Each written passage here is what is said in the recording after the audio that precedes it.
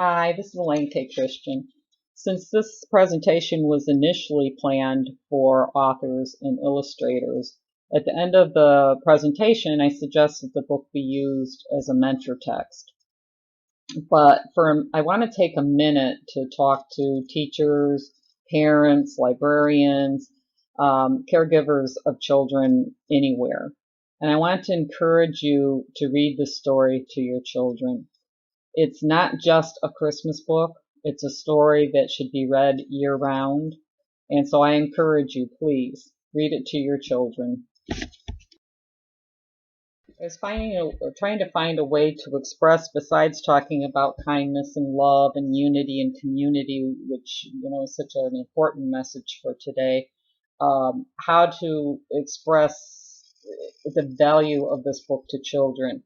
I think Diane Donovan from Midwest Reviews said it well. She said, it's a perfect read for parents seeking stories that encourage kids to feel empowered to begin changes that cross age and economic barriers. That's a start, but I hope that you'll take the time to read the book and to share it with children. Thank you. Hi, Alayne Kay Christian here. Today I'm going to go through my latest book, The Weed That Spoke Christmas, which was illustrated by the wonderful Polina Gortman. And what I want to demonstrate is, for illustrators, how you can tell your own story in addition to helping to support the text that the author has created. And for authors, how by having spare text and being conscientious that your illustrator can help tell your story, how the art can really just stand on its own.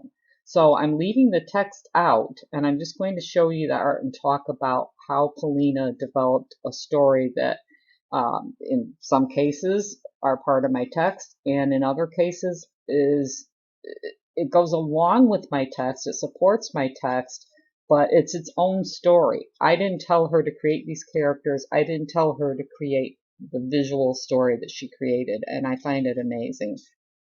Before we move on, I want to really stress that what you're about to see, the story that I'm about to share with you, is different from the story that I've written.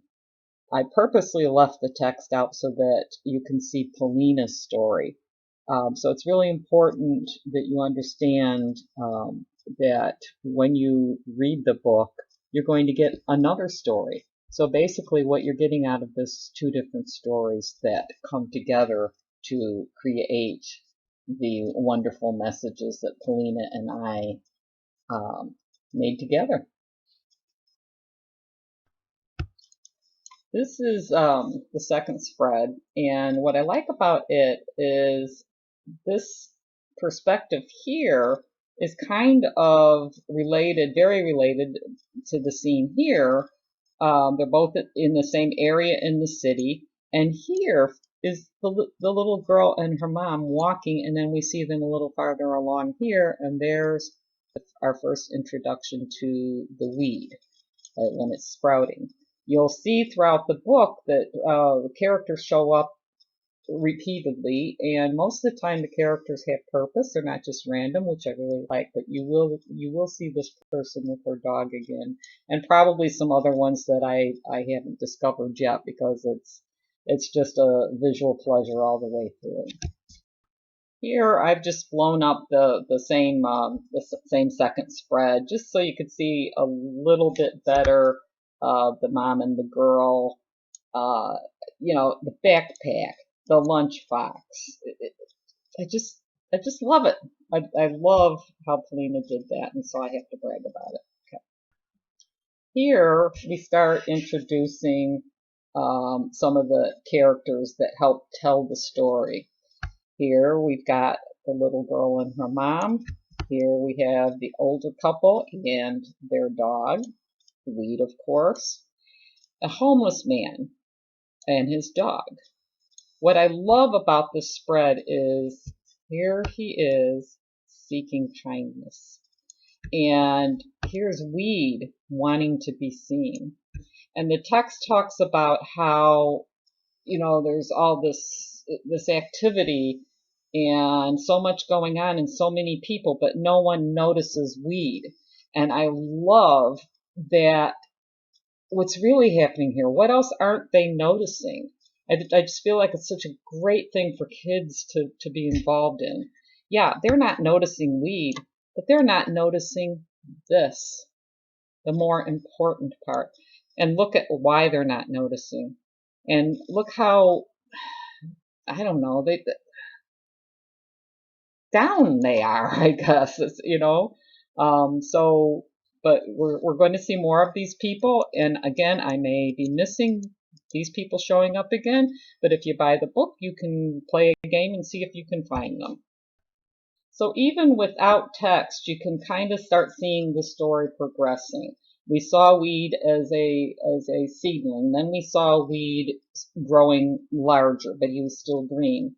Now we see the story moving into fall, and we see the story moving into winter. And weed is there, weed's hanging in. Here, I want you to notice the bakery and the closed sign behind these two women. Also notice the child and his companion in the wheelchair, and these two women, and here's our man and his dog again. So the story is moving forward based on season and also based on the characters moving forward. And let's see what happens next. So here we've got the two women that were in the last spread. And here's poor little weed, and he's dancing and shaking around and saying, please look at me, notice me, see me. They won't give him the time of day. They're too unaware and too into themselves and each other. But weed stiffens up and he says, I'm going to hang in there. Someone's going to notice me one day. Someone's going to see me. And guess what? Someone sees weed, and look how she takes care of it. She takes that bag that was stuck on it off, and look at what's there. What's that? So here's our little girl back again, okay? So see, she's very purposeful in this story. All right, here's our little girl again, and she's noticing, so she decorated it, but where'd this come from? Who put that there? Where'd that gift come from? And here's our man again, and look at him. He says, I'm going to help with the Christmas spirit. I'm going to take these lights that I found and put them on the weed. And then this little boy shows up, and he says, I'm going to put a tree skirt. And then this mom and her little girl show up, and they put a star on the tree. Notice these characters are going to show up again, and notice the little girl and her oxygen tank that she has to lug around in this suitcase, because this is part of Polina's story. Also, notice this up here. There is actually, I thought Polina made a mistake. There's actually a store in Toledo. She didn't use the name of the store because she was concerned about rights. But the store actually has the sign upside down like that. And that's some of the research that Polina did.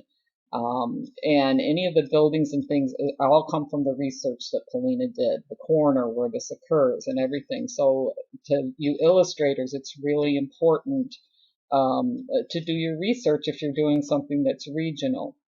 To your authors, once again, you'll notice when you read my book, keep the text spare and your artist is going to make it come alive.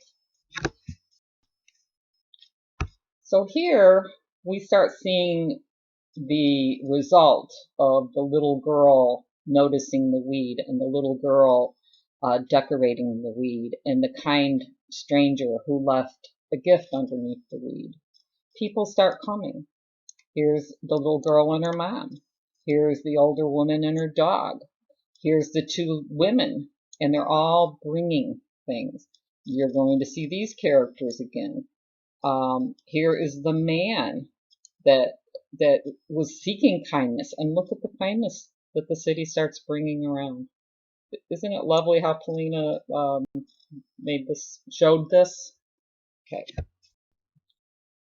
The excitement's growing. People are coming from all around, including reporters.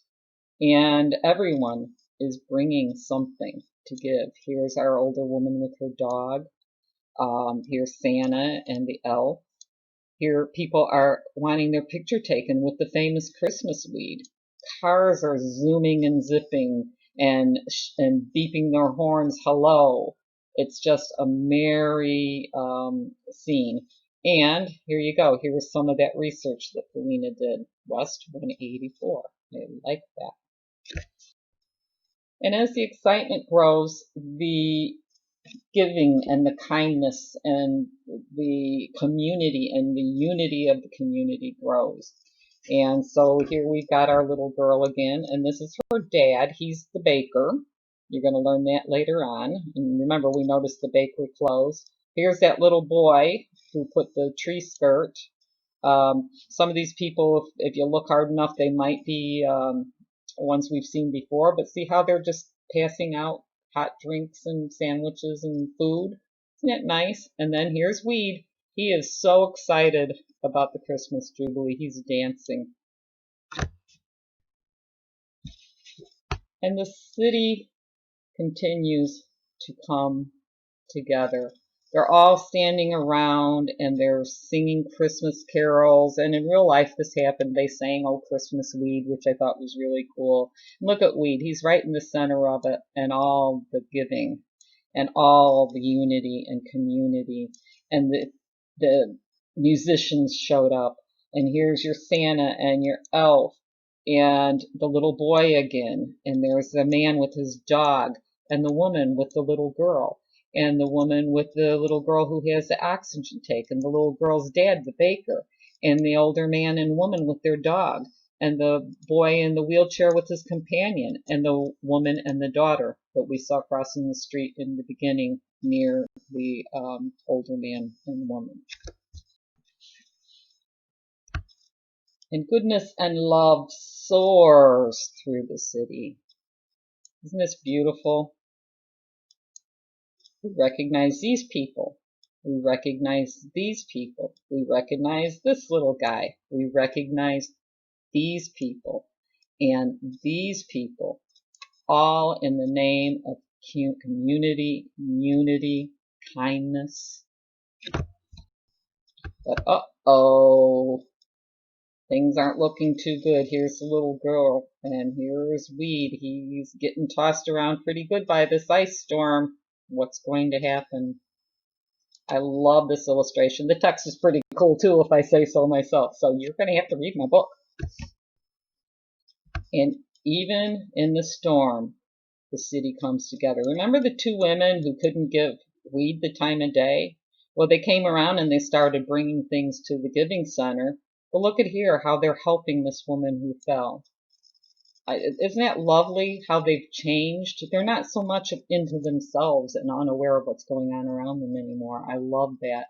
And up here, it's kind of hard to see, but the bakery is no longer closed. It's been sold. And then here is our man and his dog again. And here is Weed. And it's really hard to see that his branch snaps. He goes, the ice and the wind and everything just destroys him basically. And Weed is gone. The goods that everybody left is collected and given to local charities. What's going to happen now? Weed's gone. Will people remember it? I love how Polina brought the story back to, or the spread back to the beginning. It's not exactly the same because, we don't have them walking like we did before. But here is that woman and the dog that I mentioned earlier. I think she shows up somewhere with an umbrella too, which I forgot to point out. And then here's the little girl and her mom walking, and Weed is gone. And look how sad she looks. She notices that Weed is gone. But people remember. They remember Weed and the love and the community and unity and the giving all continues. And here's our little boy that we recognize. Here's the baker and the little girl. Here's the older woman and her dog. And see what they're doing? They're still doing their giving thing. And it continues to soar through the city. Now, I keep bringing up this bakery, but the reason I'm doing this is because this story is not in my text. The story of the homeless man looking for kindness, the story of the older woman who seems to be kind of the pillar of the community, the story of the baker and the little girl. These aren't in my text, but this is a story all on its own. So here we go.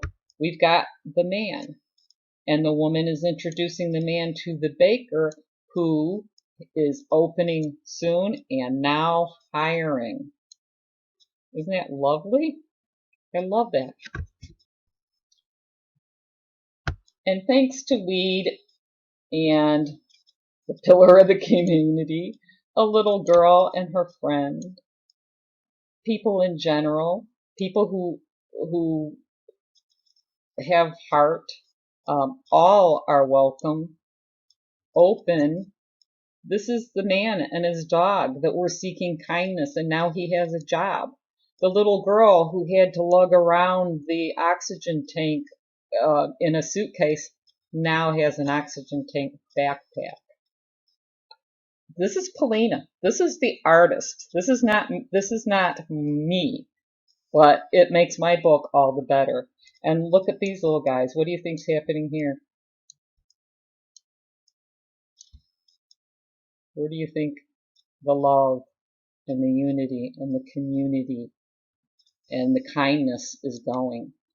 It's spreading through the world is my hope.